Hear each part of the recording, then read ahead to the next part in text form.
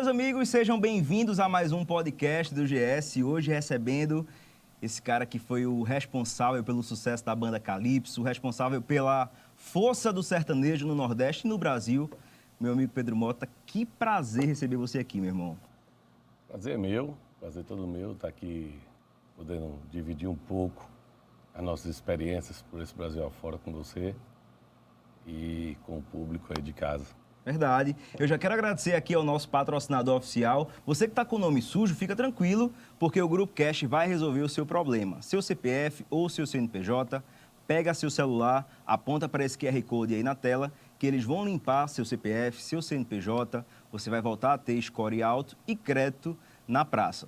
Então, um abração aí a galera do Grupo Cash. Meu amigo Pedro Mota, dizer que é uma satisfação receber você aqui no nosso podcast. Você que é um cara que revolucionou a música sertaneja no Nordeste, né? Nomes como a Marília Mendonça, a Gustavo Lima. Gustavo Lima foi você que trouxe aqui primeiro também, não foi? Também. Juntamente com o Jorge na época. Jorge Mateus. Primeiro bicho. foi o Jorge Mateus, né? Foi nosso primeiro trabalho no Norte-Nordeste. Foi o Jorge Mateus, que estava começando a aparecer. E junto com o Jorge Mateus vieram todos os produtos na época da Audio Mix, e um deles o Gustavo. Gustavo Lima, que na época estava baixinho, ele fazia muito sucesso no exterior. Eu lembro que ele fazia mais sucesso fora do que dentro do próprio Brasil, assim como o Michel Teló. Não sei se você lembra da época do Ai Se Eu Te Pego, né? Lembro demais, eu tenho uma história bem engraçada com o Michel Teló. E justamente com o Jorge Mateus também. Conta aí pra gente, pô. Então, eu não tinha a dimensão do tamanho que aquela música Ai Se Eu Te Pego tinha tomado, né? Do Jorge Mateus, ou do Michel Teló. E aí, eu juntamente com o Augusto, a gente fechou a primeira turnê do Jorge Mateus na Europa. Como eu já tinha feito várias turnês na Europa, devido à banda Calypso e tal, o Jorge Mateus nunca tinha ido para a Europa, a primeira turnê foi eu que fechei. E aí eu embarquei daqui de Recife, o primeiro show era em Barcelona, embarquei de Recife, desci em Portugal, fiz a conexão e fui. Quando eu desci em Barcelona, ia passando, tinha 3 policiais lá, pedindo documento e tal, imigração, e 2 cantando a música. Ai, se eu te pego... Aí eu olhei e falei, ué, não é que esse cara conhece essa música. E aí tinha sido o final de semana do gol lá, acho que foi o Cristiano Ronaldo, não lembro. Alguém comemorou dançando a música, Ai, se eu te pego, né? Então foi uma grande explosão. Então eu desci, então a partir dali, um mês depois, toda a Europa estava sendo contagiada pelaquela música. Foi uma Macarena da gente, né? É verdade. Tomou conta de todo mundo, ela. E a balada também, assim, a balada não teve tanta força como Ai Se Eu Te Pego, mas foi uma música que era muito forte na época. Eu lembro que eu morava na Itália. Tchê? É, a balada. Eu já lavei uma tchê, tchê, tchê, tchê, tchê. Essa aí eu tenho uma muito mais particular dela. Que você me contou no salão, né? Essa é muito mais particular. Mas assim, foi uma sequência. Na verdade, a música brasileira chamou a atenção lá fora. O Michel. O Gustavo teve a expertise e a sorte de ter estourado uma música na sequência, então ela teve uma repercussão mundial muito forte ainda, essa música, a balada. Muito forte mesmo. Você me contou que estava no camarim da gravação do DVD, do primeiro DVD do Gustavo Lima, que foi, se eu não me engano... Patos de Minas. Patos de Minas. E aí, essa música não ia entrar no repertório do Gustavo, né? Essa música não estava no repertório do Gustavo. Na verdade, essa música tem uma história interessante, já vi várias versões dela, mas a oficial é essa. É essa música do Tchê do Gustavo. Que é a balada. O Jorge, na época, o Nordeste estava acertando algumas músicas. E o Jorge, na época, pediu, manda algumas músicas aqui do Nordeste, tal, animadas, porque eu mandei algumas, mas ele falou, não, eu quero animadas. Porque românticas ele já escreve e tal. E aí, na época, a gente mandei pro Marquinhos e para ele essa música, né? Tchê. E, essa música aqui é legal pra caramba, tal. A gente fez uma pesquisa aqui e mandou. Até quem ajudou na pesquisa foi China CD. Sério, bicho? A gente fez uma pesquisa e mandou. E aí o Marquinhos gostou, mas o Jorge, não sei porquê, na época não quis gravar. Gostou, mas não entrou. E aí, aos 44 do segundo tempo, quando o Gustavo ainda não era o Gustavo Nacional, na gravação do DVD em Patos de Minas, só tava eu, não tinha essa Hollywood toda essa galera, tava só eu, mais uns 3 contratantes e amigos. E aí o Marquinhos mostrou a música pro Gustavo, o Gustavo gostou. Ele tirou lá no dia, acho que foi um dia antes, lá no dia no camarim e tal. Inclusive o making off aparece a gente lá. E ele tirou essa música e tanto que tocou 3 vezes à noite, porque ele não tinha muito essa música ainda na ponta. Mas só que na segunda vez que ele cantou, o camarote já estava louco lá, né? Todo mundo cantando a música. Na terceira vez, uma loucura também. No outro dia só se falava nela, todos os que foram, né? As poucas pessoas que foram. Então, assim, essa música explodiu e a gente foi quem mandou essa música para lá. Originalmente era para o Jorge, via Marquinhos, depois Marquinhos, o Jorge, na época, enfim, gostou, mas não colocou no trabalho dele. E acabou que o Gustavo sempre tem um ouvido muito bom, né? O Gustavo sempre foi à frente demais. E ouviu, gostou e topou colocar, faltando um dia, ou foi no dia lá, enfim, ensaiou no dia e colocou e deu no que deu, uma explosão. É tanto que depois eu rodei o mundo inteiro e escutei essa música em todo canto. Todos os lugares, todos os países tocavam, né? Impressionante a força, vindo justamente essa abertura que a música do Michel deu no mundo, que foi um fenômeno, né? Então, assim, as pessoas abriram meio que o holofote para a música brasileira naquela época. Que massa, bicho. Quer dizer que você, junto com o China CDs, ficavam meio que responsável por mandar aí algumas balas? Não. Na verdade, foi só específico disso aí. Eles tinham pedido alguma música mais animada do Nordeste, né? E aí a gente fez uma pesquisa, vamos fazer uma pesquisa e tal. E na época a gente... China, tem alguma música que tu acha legal? Porque China é bom de repertório, né? Sempre foi. E aí a gente fez uma pesquisa, eu acho que foi ele que me mandou, não me lembro, mas eu acho que foi o China que me mandou, faz tempo pra caramba, eu e o Dedé. E aí a gente selecionou algumas e mandou animada. Dentre essas estava a Tia Titi, que era uma música que a gente acreditou muito. E aí, dando o que deu. Que massa, tomou bicho. Esse caminho aí, dando o que deu. Graças a Deus, né? Mas a sua trajetória começou mesmo lá em Campina Grande, né, Pedro? Começou lá em Campina Grande. Como foi aí esse começo? Na música, você quer dizer? Ou na vida? No mundo da música, né? Do entretenimento. No mundo da música, eu sempre fui meio líder onde andava, assim, na universidade, formador de opinião. E aí a gente estava vivendo ali o auge das micaretas, né? O auge das micaretas enfim, o Brasil respirava o axé music. E lá nas micaretas, lá em Campina Grande, foi a primeira cidade fora da Bahia a ter micareta. E aí era uma brincadeira, como sempre, tudo começa por brincadeira, a gente começou por lá. E a galera montou os blocos e foi profissionalizando, foi crescendo, e depois começou a vender abadá e tal. E existia as vendas dos abadás dos blocos, como existem os comissários hoje em dia. E a gente lá, os universitários, todo mundo vendia abadá e tal, e ficava aquela coisa, a gente, enfim, estudava e, vamos vender abadá para ganhar o nosso e ainda ganhar a grana da cana. Da cachaça. E logo no segundo ano, a turma já me colocou de diretor social, que não era o diretor só, não era dono, né? Eu não era dono do bloco. Sim, um diretor social que tinha vários comissários que vendiam para mim. E, paralelamente, eu continuava estudando na faculdade. Era uma forma da gente se divertir e ainda ganhar dinheiro de farrar, de brincar e etc. E tá na mídia ali, né? Tava mexendo, né? Tava movimentando. com a turma, era. E continuava fazendo minha faculdade. Você fazia engenharia? Já tinha feito escola técnica em eletrônica, 3 anos, vim para Recife, fiz um estágio na Philips, Sul América, de 1 ano, e fiz vestibular na Universidade Federal de Engenharia Mecânica. Passei, voltei para Campina Grande e estava cursando Engenharia Mecânica nesse período aí. E aí a gente curtia festa, micareta e fazia esse esquema dos abadás para ganhar dinheiro e uma cachaça, enfim. E já era... No segundo ano eu já peguei uma diretoria social, e aí comandava várias equipes e comecei a fazer os eventos pequenos, eventos de médio porte. E aí foi crescendo essa área de eventos na minha vida, né? A gente começou a juntar uma turma, fazer os eventos pequenos, depois o pequeno já não era mais pequeno, era grande, já era médio porte. Depois já me tornei sócio do bloco, não era mais diretor social, era sócio do bloco. Depois sociedade do bloco, e aí a coisa foi fluindo ao ponto de eu começar a fazer grandes festas lá da Paraíba também. Então o início de tudo foi em Campina Grande. E aí você foi sócio da Luan Promoções, né? Você chegou a ser sócio da Luan. Não cheguei a ser sócio, eu fui sócio fundador de lá. Sócio fundador da Luan Promoções. Exatamente. Na época a gente fazia muitos eventos na Paraíba e já fazia. Eu já era sócio com o Luiz Augusto no Coco Bambu, que era o bloco do Asa de Águia. Sim, lembro. E eu ainda estava no final já da faculdade aí, já, acho, último ano já. E eu era sócio do Coco Bambu lá e fazia todas as prévias de micareta lá, tudo com a gente. A gente comandava, meio que comandando ali Campina Grande e uma área ali da Paraíba. E no verão chegava a fazer grandes eventos também em João Pessoa. E aí Luiz, na época, me convidou para ir em sociedade. Ele te conhecia de evento lá?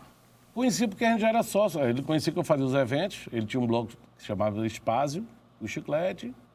E o Era do Batata, que depois veio a ser Coco Bambu. E aí eu passei a ser sócio com ele no Coco Bambu. Que era o bloco com asa de águia. E aí a gente já se conhecia, porque eu também fazia as turnês com ele. Enfim, no Nordeste já estava fazendo um bocado de coisa junto. E aí, nessa época, ele me convidou para dar um passo maior, fechar minhas coisas em Campina Grande e abrir em Recife a Luan Promoções. Ou seja, deixar de lado uma vida que você já tinha consolidada, né, com suas festas e tal. Num devido tamanho, sim, mas bem estável já. E no final da minha faculdade, para vir para Recife, que minha família é toda de Recife, isso foi legal para mim. E aqui abri em sociedade a Luan Promoções, juntamente com o Rogério. Sim, meu amigo. Que era do Maluco Beleza, e a gente já se conhecia bem, porque o Rogério era do Maluco Beleza, que era com asa de águia, e eu era do Coco Bambu em Campina Grande, que era com asa de águia. Então já conhecia o Rogério de muitos anos. Então... E aí nós fundamos a Luan Promoções e Eventos, eu, Rogério e Luiz Augusto. Caramba, bicho, essa história é bacana porque, assim, muita gente não sabe, né, que o Pedro Mota já fez parte da Luan Promoções. E aí, como foi? Ele disse, a gente vai ter que investir aqui tanto para abrir uma empresa ou não? Foi só de boca? Não, não teve nada de boca, não. Foi investir, sim. Cada um entrou com sua parte. Inclusive, nós já entramos comprando a sede. Ali, que fica na rua Tabaiara. É mesmo, até hoje. Nós compramos a sede lá, enfim, investimos, cada um com sua parte. Eu com a minha, Rogério com a dele, Luiz Augusto com a dele. Luiz Augusto majoritário, né? A Luan é Luiz Augusto de Nóbrega, não? Ou o nome Luan? Ele nunca quis usar o nome Luiz Augusto, né? Mas a gente é meio que isso aí. Porque são as primeiras letras, né? Foi e é um dos maiores empresários do Brasil, então pra gente era uma grande referência, né? Luiz Augusto sempre foi referência pra gente, principalmente no Norte e Nordeste. Era muito forte, é muito forte, é um nome de referência para todo o Norte e Nordeste. E aí pra gente era legal, porque você tinha um nome forte junto com você. Mas foram 7 anos de sociedade lá e muitos frutos. Que massa. E aí, quando vocês montaram, o que é que vocês pretendiam na época? Fazer evento, agenciar artistas? Tudo. Eventos a gente já fazia. O que a gente fazia? A gente comprava turnê de alguns artistas e comercializava essa turnê no Norte e Nordeste. Isso era bem comum, ainda mas antigamente a gente comprava realmente e comercializava ela no Norte e Nordeste. Artistas como Zezé, enfim, os grandes nomes do sertanejo, que na época eram outros nomes, não esse sertanejo mais recente. Então, era esse trabalho e no forró também, principalmente na época de São João. A gente comprava 20 shows e realizava os 20 shows e o lucro daqueles shows era o lucro nosso. Enfim, às vezes comprava final de semana de banda de forró e a gente saía bancando por esse Brasil afora aí com essas bandas. E qual foi o primeiro carro-chefe lá da... Na verdade, nós tivemos a sorte e a habilidade. A gente tinha vários parceiros. Na época, o São João era muito Brasas do Forró, Cirano Cirino. A gente comprava essas datas. E pra gente, o grande embrião que levou realmente o escritório a um patamar nacional foi a banda Calypso.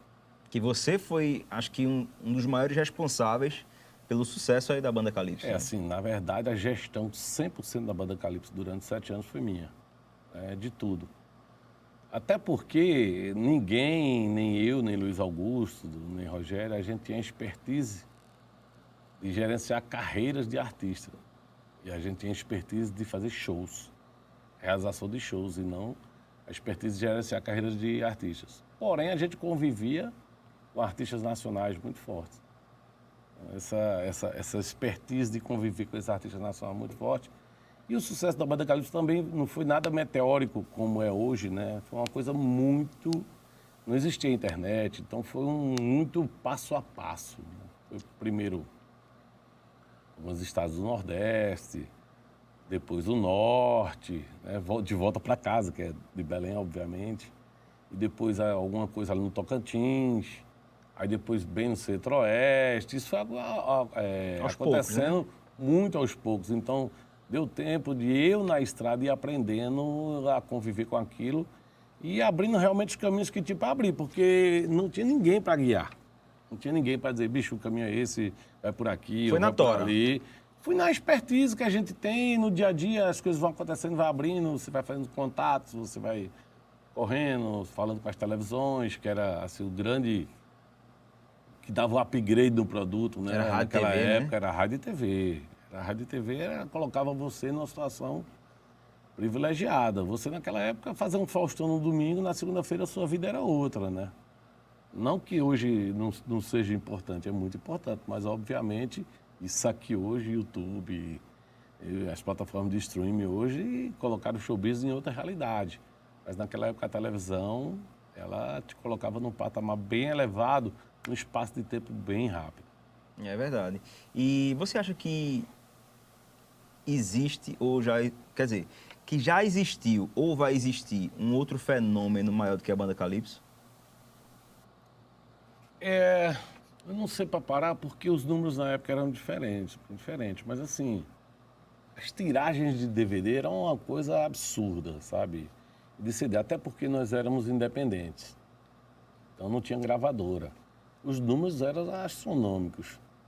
Então a gente não tem referência hoje de Spotify, de Deezer, de YouTube. Mas os números eram assim, fora do comum. Em cachê também, né? Tipo assim, um exemplo, a gente fez 2 shows com 100 mil pessoas em Salvador. Quem é o artista que faz 100 mil pessoas em Salvador? No Parque de Exposição. Um deu 100, outro quase 100. Então, assim, são números fora do normal. Manaus, 3 vezes colocar 50 mil pessoas. Brasília, N vezes. Réveillon na Paulista. Você fazer Nova York... Brazilian Day em Nova York, ao vivo aqui para a televisão, aqui, em Nova York, 1 milhão de pessoas na avenida. Então, são números que, assim, são assustadores mesmo. O Gustavo é um fenômeno hoje. Você acha que o sucesso que a Calypso teve, o Gustavo está tendo hoje? Eu não sei porque os números são diferentes, sabe?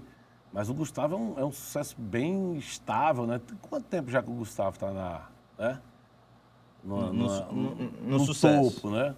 Eu sou muito fã de alguns artistas sertanejos muito fortes, o Jorge. Jorge Mateus também. Tem uns números assim, impressionantes. E o que eu acho mais interessante dos números do Jorge é a estabilidade do Jorge Mateus. Né? É um Roberto Carlos, né, praticamente. A estabilidade deles, não tem esse alto, baixo, alto, baixo, alto, baixo. A estabilidade deles.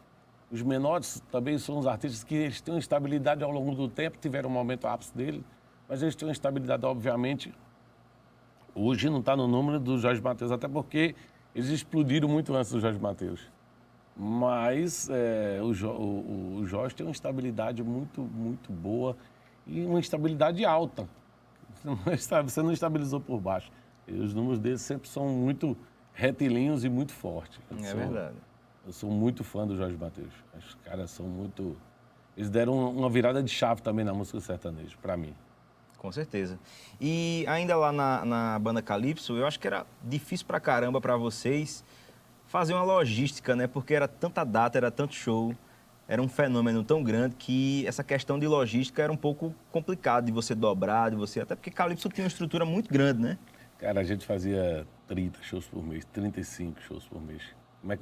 Como é que Joelma aguentava, não me pergunte. Com aquele salto, dançando. Não, dançar e cantar 1h30, 1h40, 2 horas e dobrar. Agora, a dobrada começava na sexta, né? A gente ia para São Paulo, fazia na quinta-feira em algum estado desse aí no caminho, fazia 2 sextas, 2 sábados, 2 domingos, 2 segundos e 1 na terça. Caramba, bicho. Faz a conta aí. 1 na quinta, aí 2 sexta, 2 sábados, 2 domingos, 2 segunda e 1 na terça. 10 shows. Aí, como é que faz? Na quinta-feira faz no caminho, qualquer lugar que iria. Sexta, sábado, as casas, né, grandes São Paulo. Segunda-feira existe um público muito grande em São Paulo, que é justamente o nordestino que trabalhou no final de semana. No sábado e no domingo o cara folga na segunda. Lá Aqui tem você, esse costume. não, se você for lá no Pina, aqui em Boa Viagem, em Recife, você vê que na segunda-feira a praia é lotada. É a turma que trabalha no final de semana. O cara que trabalha em restaurante, o cara que trabalha em hotel, prestador de serviço. Então, na segunda-feira, as duas casas eram lotadas. E na terça-feira, onde é que era lotado? No Guarujá. Fui fazer show no Guarujá. Por quê? Era folga do porteiro, era folga do faxineiro, que o cara trabalhou no final de semana, na segunda-feira ele deixava tudo em ordem, na terça ele folgava. Quem descobriu isso, eu não sei. Sei que toda terça-feira era lotado lá. Caramba. O Rio de Janeiro também, dia de segunda-feira, era muito lotado, muito lotado. É ainda, né? Ainda existe esse mercado muito forte que mexe com o nordestino no Rio e São Paulo. E vocês já pegaram a Calypso subindo ou vocês construíram ali o sucesso deles? Eles faziam um sucessinho aqui no estado de Pernambuco. Eu lembro que eu assisti os programas de auditório na época e era um O que fenômeno. acontece? O Calypso era muito forte, local. Local aqui Então, ou lá? isso. Local aqui, não. Apenas assim no eixo aqui do Nordeste, em algumas praças do Nordeste. E no Norte eles fizeram um barulho, mas logo vieram para aqui para Recife e a sede era aqui em Recife. Tem um cara chamado Ari, Da Premier? da Premier, que foi o primeiro que mexeu com a Calypso aqui no Nordeste, né? E aí, um tempo depois, ela saiu do Ari e ficou com o Flávio. E a gente fez uma turnê de São João muito boa com eles, comprou o mês inteiro de São João na Luan. E depois eles chamaram a gente, convidaram e a gente passou a ser empresário deles no Brasil. Mas o trabalho era extremamente regional, era um sucesso regional. Se resumia a alguns estados aqui do Nordeste e basicamente isso. Nada que de números astronômicos que foi construído, porque foram assim, não foi fácil. Foi uns 3 a 4 anos ralando nesse Brasil aí, vendendo um show de 15 contos, 20 contos, dia de hoje, né? 30 contos, 20 contos e tal, para depois subir para um outro patamar. Mas foram uns 3 a 4 anos aí, Nordeste, o Pará, Tocantins, devagarinho ali o Centro-Oeste, principalmente Goiânia, Era Brasília, forte lá, era? muito forte em Goiânia, muito forte. Goiânia e Brasília, muito forte. Existe uma comunidade muito grande nordestina ali, né? O Tocantins também consome bastante. A gente fez muito aquilo ali até acontecer o fenômeno, mas foram aí uns 3 a 4 anos de muita ralação. Os 7 anos que eu passei lá, 3 anos foi bem duro. Mas assim, foi o interessante que foi, mas foram 3, 4 anos de crescimento. Não existia aquilo, esse CD deu errado, flopou, não. Todos de crescimento até atingir o ápice aí dos números e virar esse fenômeno que virou no Brasil naquela época. Muito bacana essa história aí da banda Calypso, que é uma banda que eu considero que foi uma das maiores bandas, né, do Brasil, porque se você chegasse na África, todo mundo conhecia Calypso. Na Europa... Não, deixa eu te falar, nós fizemos show na Ilha do Sal, nós fizemos show em Angola, 3. A gente fez Cabo Verde, na África.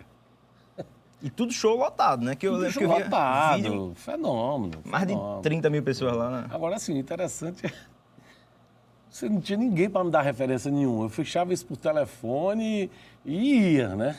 Não tinha um Waze, não tinha nada, né? Ixi, não tinha ninguém nem para dar uma referência. Bem, Cabo Verde é assim, assim, onde a Ilha do Sal é assim, assim. Eu fechava mesmo e ia. Eu soube de uma E história tinha fax. de um avião que, acho que foi o pai de uma contratante que mandou. Você soube dessa história, não? Qual deles? Lá na África, acho que o pai da contratante, que era muito rico, pediu para buscar acho que você não era... Não lembro. Não, né? Lembro da história. Mas assim, a gente lá em Angola era um fenômeno, uma loucura. Cabo Verde fala português, era uma loucura também, né? Os países que falam a língua portuguesa, o Calypso explodiu, né? Explodiu mesmo, assim, a gente fez muito. Nós fizemos várias turnês na África, fiz com ele, eu acho que uns 4 ou 5 na Europa. Pô, lá na Portugal era uma loucura. Suíça, fizemos vários turnês na Suíça. Agora imagina isso, sem ter ninguém para me falar nada. Estou falando isso de 17 anos atrás. E como era? Chegava lá e fazia o quê? Bicho, você fechava e trâmite era por fax, né? Os Não contratos tinha eram por Pix, não fax. tinha Pix, tinha nada, E né? não tinha internet pra você saber se era verdade.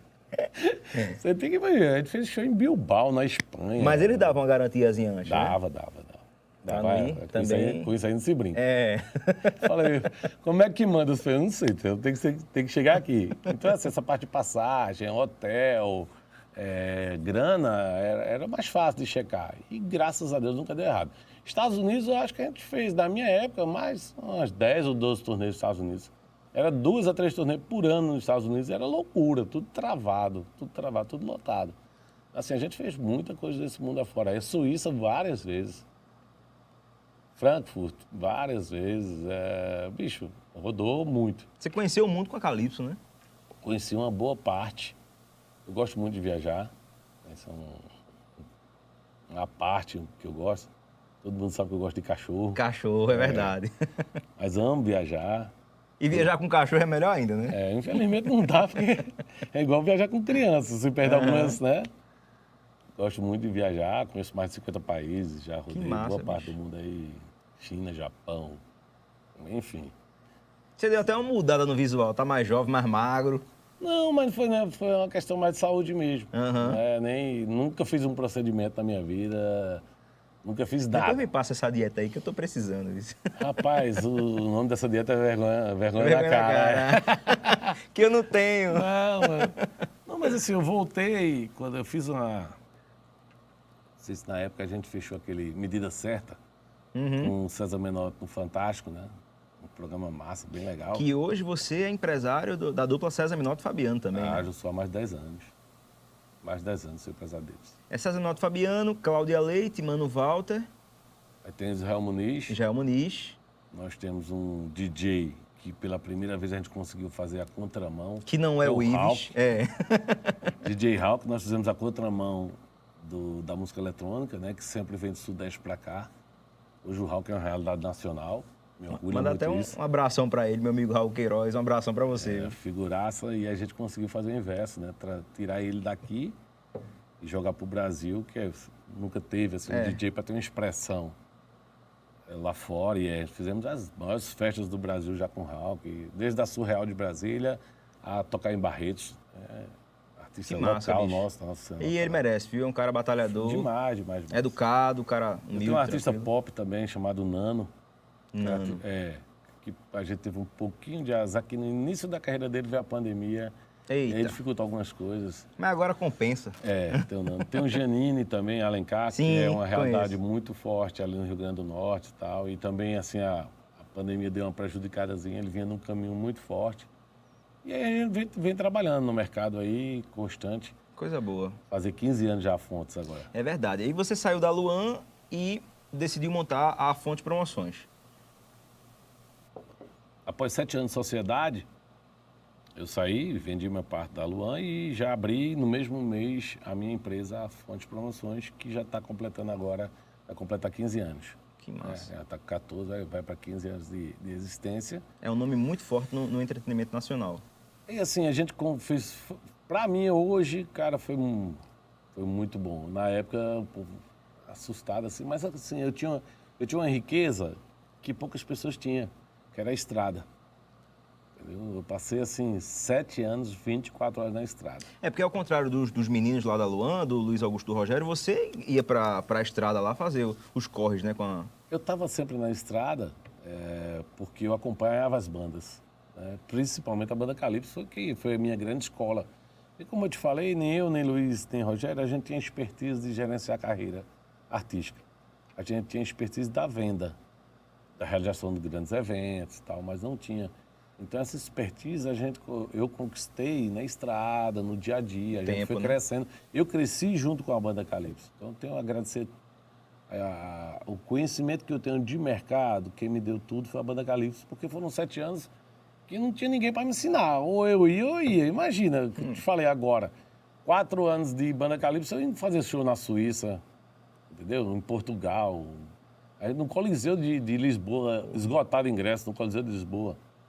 Assim, Bilbao na Espanha, É um Eu ia verdadeiro mesmo, fenômeno, velho. Eu né? fechava mesmo, saía e fazia as turnês e graças a Deus nunca deu errado, sabe? E a gente ia mesmo, assim. E as turnês faturava bem? Bem, na verdade, talvez só o Gustavo agora que esteja conseguindo os mesmos números. Mas é natural você ter um cachê, um exemplo, de 100 mil, né, aqui no Brasil, e tocar lá fora por 80, um pouco menos. Isso é natural. É como o sertanejo que toca lá no Sul por 500, vem pra cá por 300. Alguma época. Teve época que o jogo virou. Teve época que com o Jorge Mateus a gente conseguiu fazer bilheterias mais fortes que lá embaixo. Caramba, bicho. Teve sim, e assim, várias. No caso da Marília, que começou, foi o inverso. Começou daqui para lá. Daqui pra lá, verdade. Marília Mendonça. O primeiro show da Marília foi no Vilarém, numa boate que tinha aqui no estado de Pernambuco, né? O primeiro show de Jorge Mateus... Foi no Jardins. Foi no Jardins, cara. Show para 800 pessoas. E a gente investiu tudo naquele show, acreditando no produto. Nem o Marquinhos me cobrou cachê, nem eu tirei R$1. Falei, tudo que tiver desse show aqui, nós vamos reinvestir nele, que é para dar uma conotação de artista grande e nacional. E aí foi, enfim. Depois deu no que deu, né? O fenômeno que é até hoje. Mas durante aí uns 7 anos eu tive a exclusividade dele aqui no Norte-Nordeste. A gente fez grandes eventos. Grandes eventos, eu lembro de grandes vaquejadas, né? Grandes festas. Eu apresentei até um grande show que ficou marcado na minha vida, que foi Marília Mendonça no Aras Boa Viagem. Não sei se você estava com a agenda ainda da Marília. Eu nem lembro, cara. Era tanto show. Bicho, eu fiz uns 100 shows assim num intervalo muito rápido. Porque a agenda dela era 90%. Tinha mês que era 100% aqui. Tinha mês que era 100% E esses aqui. caras, essa turma aí deve ser grata demais a você, né? Eu não sei, cara, assim, eu não tenho nenhum problema quanto a essa questão de gratidão. Gratidão é uma coisa que você tem ou você não tem. Eu enxergo assim, foi bom pra mim, ganhei dinheiro na época com ela, desenvolvi mais trabalho, ganhei mais parceiros, e pra ela também foi bom, ganhou dinheiro, abriu as portas dela pro Brasil. É uma questão de gratidão, sim ou não, é uma questão dela, porque eu sou muito bem resolvido com isso. Coisa Tem boa. gente que às vezes reclama, né, porque Fulano eu não que fiz foi grato. isso, eu que fiz aquilo, Você não tá nem aí pra isso, né? Assim, Fazer o show, ganhar o dinheiro. cara, é acabou. o seguinte, eu tenho muito sentimento no que eu faço. Eu faço as coisas porque eu gosto. Eu costumo dizer que eu não trabalho. E se trabalhar com o que você gosta, é uma satisfação, não é um trabalho. verdade. Tem gente que vai trabalhar na segunda-feira com raiva, né? Eu vou trabalhar na segunda-feira, dá uma vontade que não tem isso. Não fechei meu escritório nem um dia dessa pandemia. Nem demiti ninguém da minha equipe. Eu soube disso aí, que você não demitiu ninguém. Ninguém, nem demiti, nem fechei. E trabalho num prazer imenso. Mas assim, aí vai de cada um. Eu, assim, sou agradecido a todos os artistas que passaram na minha vida, independente do tamanho dele. Todos eles, de alguma forma, Somaram. eles somaram e abriu minha cabeça em algum sentido. Grande ou pequeno, médio ou grande. E se eles são gratos a mim, aí é uma questão de consciência deles. Eu não... Eu acho que são, porque eu lembro que vi até, não sei se foi na renovação do seu casamento, que foi uma festa bacana danada. Teve Jorge Mateus, teve Xande, Avião. Você lembra disso aí? Não. Foi na sua casa lá no Paiva, né? Demais. Teve o Jorge, teve o César Menotti Fabiano. César Mato Fabiano. Teve o André Valadão, teve o Xande, Mano Walter, Luan Estilizado, tudo isso. Rapaz, arruma pelo menos uns 3 aí pro Na meu festa, aniversário. na festa de 15 anos da minha filha, também teve o Henrique Juliano. Que massa, bicho. Teve a Marília Mendonça. É o teve fraco. Diego Gomes, que também fez parte da minha história, Capicubano. Capicubano. Você era na Luan na época ainda, né? Do Eu Capicubano. comandei tudo que foi Capicubano também. Foi um outro fenômeno, né? Como a Calypso. Regional, bem regional, mas foi, né? Então, nesse aniversário teve Mano Walter, aniversário da minha filha, 15 anos, Mano Walter, César Menotti Fabiano, Henrique Juliano, Marília Mendonça, André Valadão, Diego do Capicubano, enfim, assim, Raí do Saia Rodada. Respeito uma festa de 15 anos. Teve até um fato engraçado, que às vezes as pessoas falam, quando você tá alto, tá no alto, você tá no baixo. 7 anos atrás teve Raí do Saia Rodada no aniversário da minha sobrinha, ou da minha filha. E Raí é um cara que eu sou fãzaço dele, tive a oportunidade e 2 vezes ser empresário dele. Gosto muito, o cara é foda, é bom pra caramba, a energia daquele cara é fenomenal. Maravilha. E tinha um fato que eu comentei com você aí no camarim agora há pouco, nessas indas e vindas aí da Calypso, eu soube que você chegou a sofrer até um acidente de avião, né, com os meninos. A Joelma e Chimbinha estavam no avião também. Sofri, cara. A gente tava em Minas Gerais, a gente tinha um avião. Próprio da Aquela- Calypso. Isso, um King. E aí o avião nosso estava na manutenção. E a gente alugou um avião. Naquela época, não tinha 72 assessores como tem hoje não, tá, Gordo? Eu era empresário, fazia logística. Era o faz tudo. Era o financeiro, quem ia cobrar o cara na hora, entendeu? Então, assim, não tinha toda essa assessor de imprensa, televisão era comigo, rádio, enfim. Não era tão assim como é hoje não, né? Hoje tem um para cada coisa. Uma coisa que a gente tinha que ter era 2 seguranças, porque o assédio na Joelma era muito grande. E por se tratar de mulher, então, e como ela era um fenômeno, para entrar e para sair era muito complicado em todo canto. Mas, enfim, nós estávamos no interior de Minas Gerais, eu aluguei um avião. A gente ia fazer o Faustão no outro dia. E aí a gente decolou, não me recordo qual cidade, esperou o dia amanhecer. Eu falei, o dia amanhecer, a gente vai pro hotel, acaba o show, vai pro hotel, toma um banho. O dia amanhecer, porque lá não era balizado, tem que esperar o dia amanhecer para decolar. Balizado é o quê? Balizado é quando a pista, à noite, ela tem iluminação. Sim. E aí o avião pode decolar ou pousar à noite. Quando não é balizada, porque não tem, a pista é apropriada, porém ela não tem luz. Então você tem que esperar o dia amanhecer para poder decolar. Então a gente esperou o dia amanhecer, foi para o hotel, tomou um banho, esperou o dia amanhecer e decolou. Vamos descansar no Rio, que é melhor, a gente chega lá no Rio 6 e pouco, vai para o hotel, descansa, 1 hora da tarde vai para o Projac fazer o Fausto. E à noite tinha um show em Limeira, interior de São Paulo. E aí a gente decolou. Cara, chegando no Rio para pousar, no Santos Dumont. Aí começou aquele apito lá e eu já na expertise do avião, já com aquele apito, eu desconfiei. Disse, cara, o que é que tá acontecendo? A gente tá tendo dificuldade de baixar o trem de pouso aqui. Vai para lá, vai para cá, vai para lá, vai para cá, tentou no manual, não conseguiu, piorou, desceu só um. É pior porque é melhor pousar de barriga.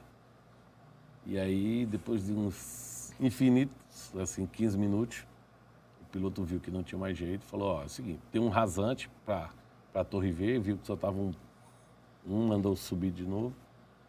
E aí ele falou, ó, vamos girar aqui 40 minutos até gastar o combustível. Quando tiver no final do combustível, a gente vai pro... Pousar de barriga. ele Porque quando você gasta o combustível, o risco de incêndio é quase de zero. explosão, né? Sim, explosão. De explosão, né? De incêndio. É morte na certa, né, Pedro? Só Deus sabe, mas as chances são bem complicadas. E aí a gente mudou de aeroporto, né? Fomos pro Galeão, porque a pista é maior. E aí vi na hora lá, estava eu, Chimbinha e Joelma, 2 casais de dançarinos. Eram 7 pessoas, o King é piloto, copiloto, mais 7. 9 capacidade. E aí a gente foi pro tudo ou nada. Na hora alguém falou, ó, posição de impacto, agora vamos pro tudo ou nada. É um desespero da porra, né? Cara, você passa o cheque ali de tudo que você tem na sua vida para sair dali. Porque, pô, depois de 15 minutos o cara decidiu que ia gastar todo o combustível. Então foram mais 40 minutos, assim, De terror. infinitos. E aí você só pensa na família, né? Essas coisas assim. E aí pensa muito, pô, trabalhei tanto pra quê, né? Mas enfim, aí fomos, o piloto teve muita habilidade na época, pousou, tocou com um lado aqui, ficou um pouco, aí depois quando veio pra cá não tinha, ficou comendo a asa aqui. E a faísca aí comendo. foi, saiu da pista, andou mais um pouco e graças a Deus só um hematoma ou outro, deu uma batida dentro, mas sem problema nenhum. Descemos do avião, todo mundo saiu correndo, aquela coisa, espuma, aquela história toda. Fomos pro hotel, né? Às 8 horas da manhã, estava no hotel, 7h30, 8 horas da manhã, já estava no hotel. Aí eu liguei logo para a produção do Fausto, para avisar que tinha acontecido um acidente, mas que a gente estava lá de boa e ia fazer o programa, né? Porque, pô, tu imagina, a gente foi dormir umas 8 horas, depois saiu a conversa do acidente e ninguém ia ter ninguém para avisar, né? E saí avisando para todos os familiares, porque ia estourar na imprensa que a gente tinha sofrido um acidente. Já precisava deixar as pessoas sabendo. E saiu na mídia? Saiu na mídia, não tão com uma força de hoje, né? Mas saiu na mídia toda. Tá? Inclusive, na hora do programa, o Fausto falou lá.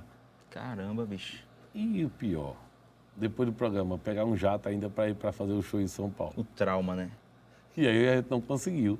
E eu não quis. Pegamos um voo de linha, avisei para o contratante lá, em Limeira, que a gente ia chegar 1h30, 2 horas atrasado. Eu não tinha coragem de entrar no jato. E aí pegamos um voo, descemos em São Paulo, aluguei 3 táxis e a gente foi para Limeira e cumpriu o compromisso ainda. Caramba, bicho. Agora a Calypso não tem muita sorte com o avião, não, né? Porque eu lembro que caiu um aqui, tava Rogério dentro, Luiz Augusto. Mas antes disso, teve outro. A gente estava na Bahia, indo para... Acho que era Barreiras, Salvador para Barreiras. E o avião, na ida, deu uma pane. Não era avião de linha, mas era aqueles menor. Né? Acho que 20 pessoas, bandeira, não lembro. E aí deu uma pane elétrica e ele voltou. Isso tinha 3 meses que tinha acontecido aquele acidente. Ali do aeroporto de Recife? Não, Ou do seu? Não. Tinha tinha uns meses, uns 6 meses que tinha acontecido um acidente com a gente. Sim. Acidente no Rio. E aí, 1 mês antes, aconteceu aquele acidente da Gol, Sim. que bateu um avião no outro. O e Legacy tal. bateu nele. E aí, isso 1 mês depois, eu já estava, né, totalmente com medo, tal, normal. E aí teve essa pane e o avião voltou para Salvador e eu não tive mais coragem de embarcar. Botei o Chimbinho e Joelma dentro do carro e vai que eu vou ficar aqui. Caramba, bicho. Cara, não tive, minha pressão baixou, não tive mais. É um trauma, né, que você fica. Não, eu tenho acho que 14 anos que eu não ando de jato mais. Sério, bicho? Só de avião grande. Caramba, velho. Contratei muito avião para artista Pros viajar artistas. e eu ia de voo de linha. Eu vou embaixo, vocês vão em cima. Oh, total. Agora, eu soube de uma história, não sei se é verdade, que o meu amigo que me contou já se foi. Mas que quando o Rogério sofreu esse acidente lá, com o avião da Calypso, você foi visitá-lo no hospital, acho que foi no Santa Joana. Isso é verdade, né? Não estava aqui. Nesse acidente eu não estava aqui. Esse acidente eu já tinha saído da Luan. Eu estava eu me lembro, obviamente, não Ou dá para foi uma esquecer um dia ligação, não desse. lembro. Né? Como toda imprensa nacional ainda tinha meu número como número de referência Aham. da banda Calypso, até porque a gente era assessor de imprensa, era tudo naquela época, né? Como eu te falei. Então, assim, eu estava em Goiânia, chegando num restaurante, e com uns artistas novos que eu estava pegando em Goiânia, e meu telefone disparou de uma forma assim que eu não entendia nada. Uma ligação atrás da outra, a mídia nacional toda me procurando, saber se eu estava bem e tal. As pessoas não tinham... Tinha pouco tempo ainda que eu tinha saído Da banda. Da banda, é. Da Luan, né? Da Luan. Tinha saído lá da minha parte, então tinha pouco tempo, então meu telefone não parava de tocar o tempo inteiro. E assim, eu fiquei louco, né? O Rogério é um figuraça, eu fiquei preocupado com todo mundo. Afinal, foram meus sócios durante muito tempo e tenho um carinho grande por todo mundo, fiquei muito... E não sabia o que dizer. O pior, estava longe, não tinha referência. E, infelizmente, nesse acidente eu perdi um grande amigo, que era Gilberto, segurança. Fui eu que tinha colocado ele na equipe, ele era de Campina Grande e já fazia segurança nos meus eventos. E eu trouxe ele para a banda Calypso, ele que coordenava a parte de segurança da banda Calypso. E eu perdi esse grande amigo nesse acidente. Triste, né? Triste. Ô, Pedro, você chegou a ter um cast bem variado lá na Fonte Promoções. Desejo de Menina, Louro Santos, Saia Rodada, Luan Estilizado. Joelma. Joelma também, não foi? Saiu da Calypso e foi pra lá. Foi. Ainda tem uma relação boa com eles? Não, com a Calypso, depois que eu saí de lá, manteve só um do lado, outro do outro, respeito total. E depois, um tempo depois, a Joelma me procurou e pediu para assumir a carreira dela. E aí eu acho que ajudei uns 2 anos aí, 2 anos e pouco ainda. Eu soube que aquela música foi você que escolheu do Não Era Amor, Nunca Foi Amor. Isso é verdade, não? Não lembro.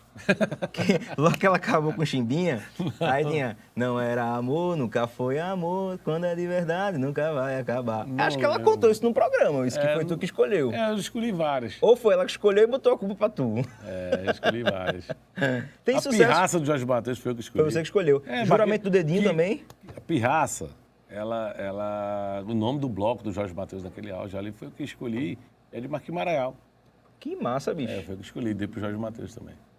Do Mano Walter, enfim, acho que grande parte aí. E, juntamente com o Dedé, deve ser 90% aí. Parede de Vidro foi você que escolheu também de sair rodada? Eu não lembro, cara. Sinceramente, eu não lembro. Eu tô falando porque eu sei, viu? Me contaram aí, Fontes Tem muita Seguras. coisa, tem muita coisa que a gente escolheu. Inclusive, essa rodada também foi meu na Luan. E né? na Fontes. E na Fontes também. A gente tem uma relação muito boa com os meninos, enfim, Eugênio, Juninho e Raí. Sou fã dele. Boa figuraça. Gosto aí. muito do Eugênio. Um abração pro meu amigo Eugênio.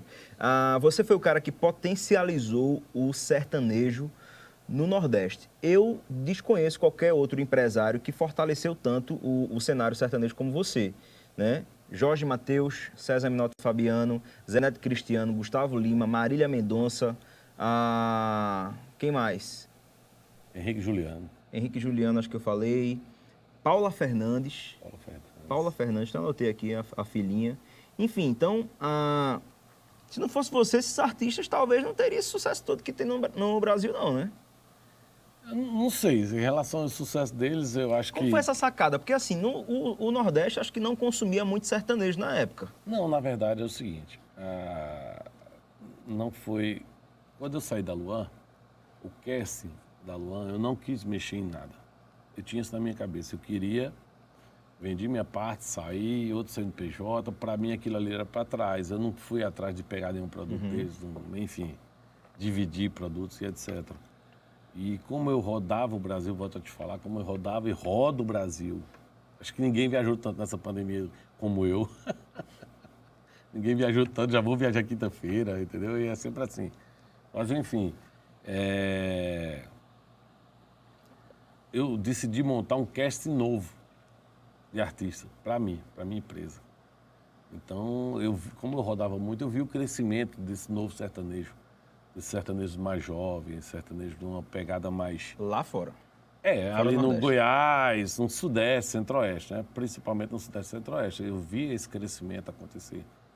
Então, assim, a gente decidiu apostar no Jorge Mateus, que foi, para mim, o cara que deu essa virada de chave. O sertanejo universitário, a virada de chave do Brasil para o sertanejo universitário, foi o César Menotti Fabiano, João Bosco Vinícius, aquela época ali. É um outro segmento de universitário ou é o mesmo do Luan Santana? Não, na verdade é a mudança ali. Certo. Existe todo aquele sertanejo, né? Zezé, enfim, Mais Leonardo, Daniel, que era o sertanejo da Luan. Eram nossos artistas daquela época.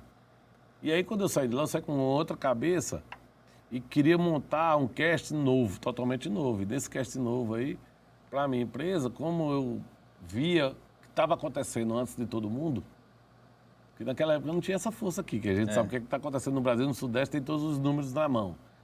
Eu digo que eu sou um cara louco por números. Todo dia olho todos os números dos meus artistas. E talvez seja da engenharia isso também, não gostar tanto de números. Mas eu digo que os números ajudam a você errar menos. Não é que você não vai errar, você vai errar menos. E aí, como eu vivia muito na estrada naquela época, a estrada que te dava essa carga, e aí eu vi o Jorge Mateus acontecer lá embaixo, começando a acontecer e tal. Então montei o casting novo.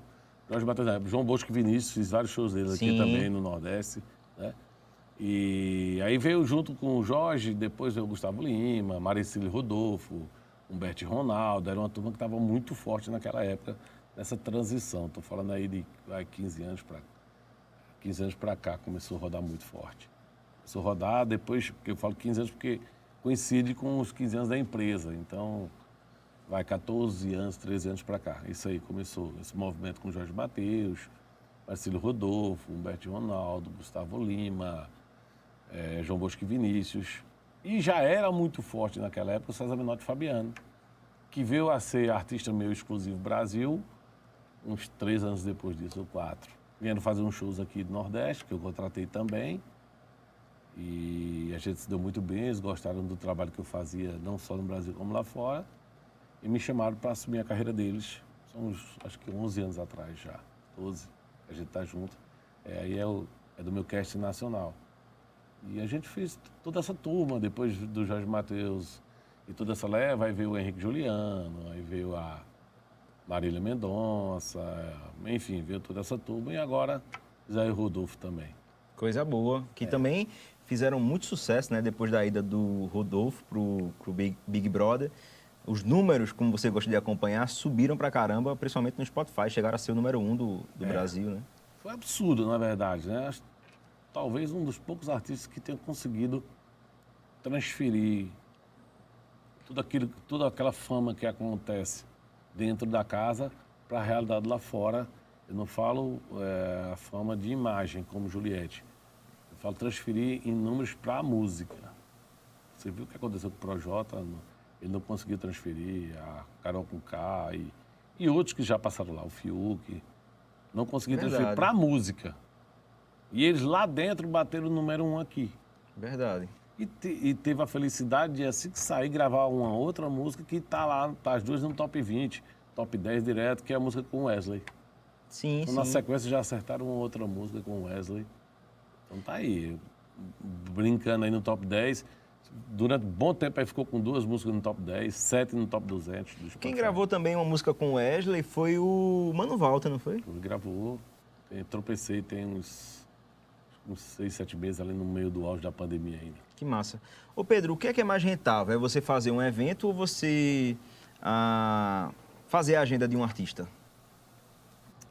Fazer a agenda do artista, você fala, é ser o empresário do artista. Isso. Ó, o evento, existe o risco. É a loteria, né? É. Pode dar certo, pode dar errado. Isso é que ele te dá. Imagina tu trabalhar 2 meses num grande evento e acabar o evento ainda perder 100, 200 mil. É bem ingrato. Já fiz muitos eventos que eu tentando ali empatar e todo mundo ganhou dinheiro pra caramba e tal, beleza. Não sabe da realidade, né? Não sabe da realidade. Então, assim, é bem difícil fazer evento. E o artista tem um outro lado. É muito difícil. A peneira é muito grande. É igual ao futebol. A peneira é muito grande, o funil é muito grande. Mas quando você acerta, é muito melhor. Porque quando você acerta é tentar manter e só vender, você vai lá, pega a sua parte. E o bom é não se importar com quanto o outro cara ganha. Se o cara ganha milhões ou deixa de ganhar, você pega a sua parte e tá lindo. O risco vai lá para baixo, né? Só que esse risco vai lá para baixo depois que você acerta. Para você acertar um artista, o caminho é árduo e você precisa colocar. Você como... É porque, assim, existem várias formas de você estar com um artista. Você é sócio dos artistas ou você tem a sua porcentagem lá certa? Como é que funciona isso aí? Não, eu não sou sócio dos artistas. A gente tem uma porcentagem... Que não tem risco também, né? Tudo é um risco, né? Você investe, não? Invisto proporcional à minha parte. Aham. Invisto Entendi. proporcional à minha parte. Então, Coloca numa rádio, faz um... Não, eu invisto proporcional à minha parte. Digamos que você só acerta com o artista, um exemplo, ele tenha 80% e você tenha 20%. Quando é na hora de investir, eu vou investir proporcional ao que eu ganho. Então, eu ganho 20%. Se eu tiver 50% e o artista tiver 50%, na hora de investir, eu invisto meus 50% também. Não é uma obrigação, mas faz com que Não é uma obrigação. Possa se multiplicar aquele investimento, né? Não, eu tenho que investir o quanto eu ganho também. Isso é proporcional, entendeu?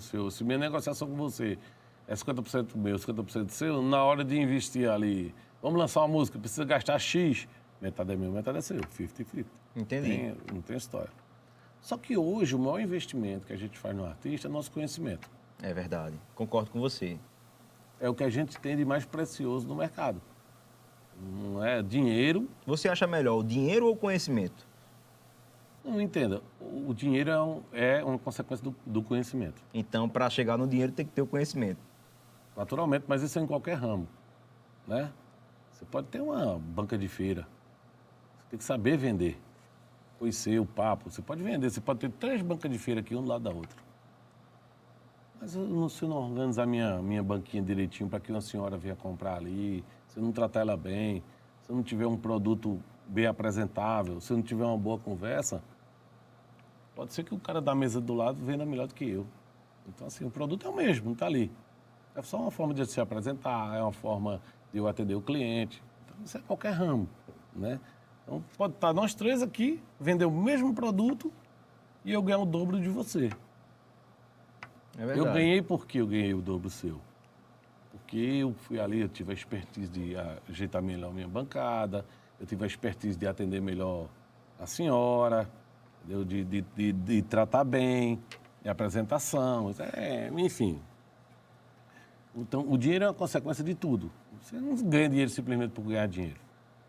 Por ganhar dinheiro, simplesmente ganhar dinheiro, você pega lá e põe no banco. Agora também, ou seja, você tem a expertise de fazer um bom investimento, então você vai deixar na poupança, não vai ganhar nada, só inflação. É verdade. Então, o dinheiro é consequência do conhecimento, não tem jeito. É verdade.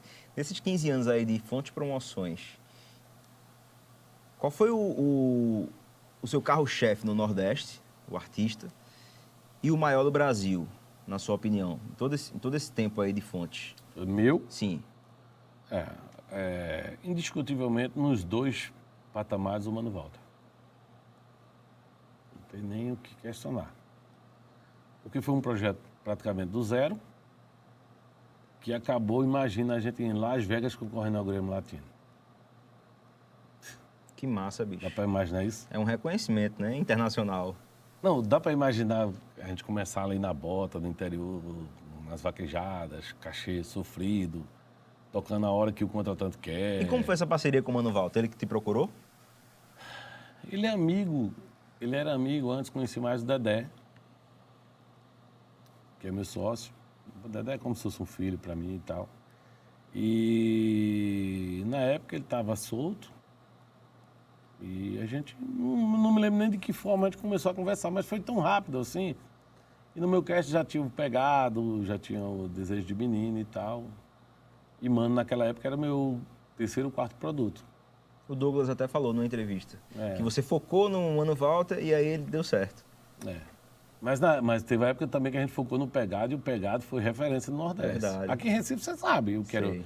forró Pegado aqui. Desse Rio Grande do Norte, forró Pegado, mandava mesmo. Assim, botar na capital, botar qualquer casa de show, interior, Nordeste, enfim. E o Douglas gosta muito de você, viu? Quando você comentou lá na minha publicação, ele ligou pra mim: rapaz, o Pedro Mota comentou lá na publicação. Figura, é um artista. Ali ele é artista. É. Ele é artista. O cara pode gostar dele, não gostar, curtir, não curtir. Ele é artista e, para mim, é uma figura. Sempre me dei bem com ele. Eu acredito na virada dele. E sou grato do dia que ele entrou ao dia que ele saiu da Fonte. Nunca tive problema com ele, ao contrário. Deu muito bem e a gente se dá bem hoje. Eu acredito na virada de chave dele aí. É um cara que reconheceu os erros, né? É um cara batalhador, esforçado, trabalhador, né? Hoje, maduro, porque quando ele fez sucesso, ele era um cara muito novo, né? Então, já passou por tudo isso. E acredito demais que ele vai chegar a hora dele de novo. O Raí não passou por isso, É né? verdade. Assim, eu escutei em algum desses aí. Uma entrevista dele, ele falando, tive meus momentos altos, tive meus momentos baixos. E tá aí explodido de novo. Qual o Figurado. pré-requisito para entrar na Fonte Promoções? Não tem pré-requisito. O dinheiro não manda. Eu tenho que acreditar no artista. Você acreditaria Independente do num tamanho Douglas dele. de novo, por exemplo? Cara, eu acredito em tudo. Basta ter um porquê. Se for a música, se for o momento do cara, a energia, eu acredito em tudo. Não tem, assim, nada que... Pegar feito é bom, né? É verdade. Pegar feito é bom. Todas as pessoas querem. Construir que é o difícil, né, Pedro? É, mas voltando à questão do... Você me perguntou qual foi o maior artista da empresa. Sim. Porque o histórico do Mano foi bem legal. Foi bem bonita a história dele. É, como eu te falei, a gente saiu de estar ali nas pequenas festas de interior, nas vaquejadas e tal, para conseguir ser um nome nacional, se posicionar nacionalmente, no início da importância do Spotify. Porque o Spotify hoje é a grande referência de sucesso, né? É a nova rádio, vamos dizer assim, né? É a nova Crowley, vamos dizer assim. A Crowley é quem não sabe a Crowley é quem que mede a quantidade de execuções musicais que o artista tem nas rádios do Brasil. E lá para trás, a Crowley era a grande referência para o mercado da música, de você dizer, o artista está estourado, é porque ele está em primeiro lugar na Crowley, ou seja, é o artista mais tocado nas rádios do Brasil. Essa era a nossa referência. E hoje é o Spotify. Hoje a referência é o Spotify. Não foi eu quem disse, não foi você, o mercado adotou isso como referência. Você acha que E o Mano, Ah. na época, só tinha o Wesley no top 50 do Spotify, no segmento de forró. E o Mano conseguiu colocar 2 músicas no top 50 do Spotify. Era só Wesley e ele. Durante um bom tempo era só Wesley e ele no top 50 do Spotify. E a gente conseguiu gravar DVD em São Paulo com o Mano Walter, no Crédito Carrol, né, a melhor casa do Brasil de eventos, com participação de Jorge Mateus, de participação de Maiara Maraíza, participação de Gustavo Mioto, Cláudia Leite, Xande Avião, César Menotti Fabiano, São Paulo, no centro de tudo, casa lotada. E esse álbum que eu gravei lá, nós fomos concorrer em Las Vegas ao Grêmio Latino como o melhor álbum de música sertaneja, porque não existe o de forró. Caramba, Isso bicho. é bem legal para um cara que saiu da vaquejada, de repente a gente está em Vegas, concorrendo Pois é. lá e tal. E logo depois, na sequência, a gente foi fazer a turnê nos Estados Unidos, nos Estados Unidos mesmo. A gente tocou quinta-feira a gente participou da cerimônia em Vegas, né? Eu e ele, e que a gente estava concorrendo com o melhor álbum. E sexta, sábado, domingo foram shows nos Estados Unidos e todos lotados. Bem legal isso, é uma referência muito boa e, assim, uma coisa construída do zero, é bem interessante. Do zero, não. Obviamente ele já tinha uma carga, mas eu falo do zero como No mercado nacional. no mercado nacional e local também, porque Mano sempre foi um artista muito forte, daquele eixo ali, interior da Alagoas, interior, muito nichado, um nicho ali muito de vaquejada, de forró. Sem falar que o Mano escreveu história também por ter levado o nome da vaquejada, né? Que acho que o Mano Walter hoje não, porque já tem outros nomes, mas ele foi o precursor, foi o cara que levou o nome vaquejada para o Brasil, coisa que ninguém fez. O Wesley levou o forró, o Xande também. Isso é verdade. Né? O que acontece? A vaquejada, ela sempre teve um nome muito forte. Cirano Cirino, enfim, outros grandes da vaquejada. Mas sempre foi aquela coisa muito nordeste, né? Exato. Resumido, principalmente, quando eu falo que nordeste, mas principalmente resumido no interior. A quem gostava só de vaquejada. Então, o cara da capital não botava uma bota, não colocava o chapéu. Jamais. Isso era coisa de matuto. O Mano Walter veio com um playboy fazendeiro. Lembro. Que deu uma outra conotação. Os caras já botavam uma bota e tiravam a onda que eu sou playboy e sou fazendeiro, sabe? E assim, nessa história aí, conseguiu acabar com aquela história que o cara que é do interior, que curte vaquejada, é matuto, enfim. Eu tenho muito orgulho de ser matuto, mas uma coisa não tem a ver com a outra. E o Mano quebrou aquela história. Na época, a gente fez umas labels, a galera ia tudo de bota, de chapéu e tal, com o Mano. Quebrou aquela história. Depois, a vaquejada passou a ser, assim, a música de vaquejada passou todo mundo a tocar. Tá lembrado? Depois, todas as bandas novas, né? Essa galera de banda nova começou a tocar muito a música de vaquejada também. Coisa Eles não boa. cantavam. Quando seus artistas estiverem por aqui, traga pra gente bater um papo aqui no podcast do Gordo Show, viu? Trago na hora. Como é a sua relação com os grandes apresentadores do Brasil? Eu vejo que você, a semana passada, estava com o Rodrigo Faro. Faro. Né? Tem uma relação muito boa também com a Eliana. Demais. O Faustão. Como é que é a sua... Assim, foram situações que, durante anos, né, eu frequento a televisão e a gente passa por muita coisa e passa por muitos programas. Não diz não para ninguém. Isso é muito importante. Porque às vezes você está muito estourado e começa a dizer não para uma turma, e aí mais para frente você dá uma esfriadinha e você vai procurar aquela turma e eles guardam. Guarda. É. Eu mesmo sou rancoroso que sobe. Ainda bem que eu tô aqui. Eu guardo tudo. Eu tô com rancor até hoje de Raíssa Rodado, que ele marcou comigo na casa dele lá em Natal. E não foi, cara. Na verdade, a gente tinha... Foi um desentendimento, né? Hoje tá perdoado, mas ainda tá um pouquinho de rancor. Não toco mais lá na rádio, enfim. Não, mas vai se resolver que Raí com certeza Eu aconteceu gosto alguma dele. coisa. O negão é gente boa demais. Eu gosto dele, mas é isso aí que você falou. Porque, assim, as pessoas... O mundo dá muitas voltas. O artista que hoje está estourado, amanhã... quantos artistas eu já entrevistei aí que já foram sucesso no Brasil e hoje estão lá embaixo? Né? Então, o mundo, ele gira muito. Né? Hoje, e rápido. Hoje, mais rápido do que nunca. Pois é. Então, você tem que tratar todo mundo bem. A gente atendeu todo mundo, sabe? Desde a época do auge da Calypso, que eu podia simplesmente Resumindo naquela época, que o Calypso estava muito forte, uma época. Naquela época era o auge da disputa ali, Gugu e Faustão. Aquele auge da disputa ali e tal. E a gente ia pro Gugu, o Gugu ganhava. A gente ia pro Faustão, o Faustão ganhava na audiência. Era muito forte a Calypso, era um divisor de águas. E teve até um domingo muito pesado, porque na época eu estava fazendo um trabalho com a Calcinha Preta no Sudeste. E aí a Calcinha Preta foi pro Faustão e Calypso pro Gugu. Foi bem apertado, mas o Gugu Quem ganhou? Gugu. Ganhou na audiência. Era um estresse. Mas enfim, a gente andou com todo, atendeu todo mundo na época, costuma atender, costuma falar com a turma de televisão, costuma tomar um chopp com a galera Rio, São Paulo. Tem essa relação de perto, não meramente uma relação comercial, mas uma relação de perto. Para manter ali os contatos, né? Isso na gravadora também funciona muito, nas gravadoras. Você apenas não tem aquela coisa, 1 mais 1 é 2, não, tá fechado, é isso, aquilo, não. Você falar, custa nada você dar um Feliz Natal, Feliz Ano Novo, mandar uma coisa engraçada. E aí construir essa relação. Então, dessa relação com a gravadora, com a televisão, que a gente vem mantendo até hoje os contatos que a gente tem no Brasil inteiro. É o Faro, é a Eliana, a gente trafega muito, todo mundo muito bem na televisão.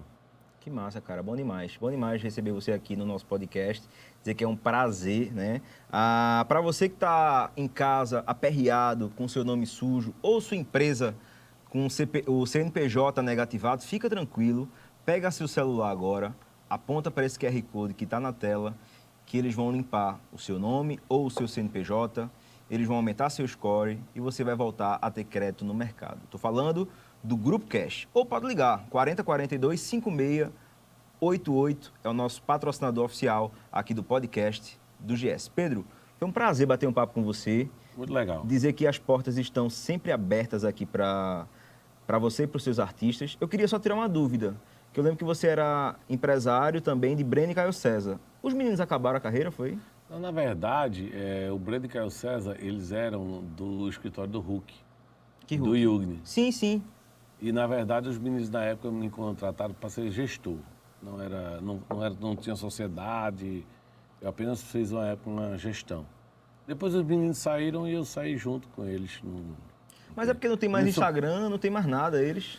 Eu acho que eles voltaram, eles passaram uma época, tiraram o Instagram, mas ultimamente eu vi alguma coisa deles aí na rede social, acho que eles voltaram aí. São grandes compositores. Já vieram aqui para o nosso programa, que foi nesse estúdio aqui. Grandes compositores, os meninos são muito queridos, gente boa demais. Gosto muito deles. Breno e Caio César, figuraça eles. Cantam bem. Cantam bem. São bonitos. São bonitos até, às vezes, eu acho que pagam um preço Por isso. por isso. Por quê, Pedro? Às vezes a beleza, ela te ajuda em algumas situações e na música ela não te ajuda. Pra mim, ela não te ajuda. Porque as Você pessoas acha que a minha beleza tá atrapalhando aqui meu podcast? Não tá não, porque eu tô aqui. Mas assim, mas é verdade que às vezes as pessoas, só tá aí porque é bonito, entendeu? Mais um rosto bonito. Então assim, não é isso. Os caras, Ou porque é rico, né? os caras cantam pra caramba, os caras são compositores de mão cheia.